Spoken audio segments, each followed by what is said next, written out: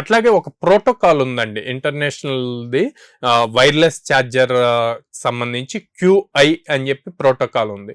ఈ protocol use చేసుకొని ఈ వైర్లెస్ ఛార్జర్స్ ఏదైతే బిల్డ్ చేస్తున్నారో వీళ్ళు దీంట్లో ఎంత కెపాసిటీ ఉండాలి, సో ఎంతవరకు పవర్ ట్రాన్స్మిట్ చేయగలరు, ఎంత వాటేజ్ యూజ్ చేయాలి అని చెప్పి చూస్తారు. ఎందుకు అంటే రీసెంట్గా మీరు చూస్తే మనకి ఫ్లైట్స్లో ఈ power banks, wireless chargers power banks వల్ల ఫైర్ యాక్సిడెంట్స్ ఎక్కువ అవుతున్నాయి అనమాట ఫ్లైట్స్లో. సో వాళ్ళు అట్లాంటివి జరగకుండా ఉండటానికి ఈ ప్రోటోకాల్స్ అన్నవి తీసుకొస్తారు. ఆ ప్రోటోకాల్స్ని ఫాలో అవుతూనే ఇట్లాంటివన్నీ బిల్డ్ చేస్తూ ఉంటారు. ఇప్పుడు టెక్నాలజీ మళ్ళీ చేంజ్ అయ్యి వైర్లెస్ ఛార్జర్స్ వచ్చాయి. సో ఇది కూడా 10,000 mAh ఉంటుంది.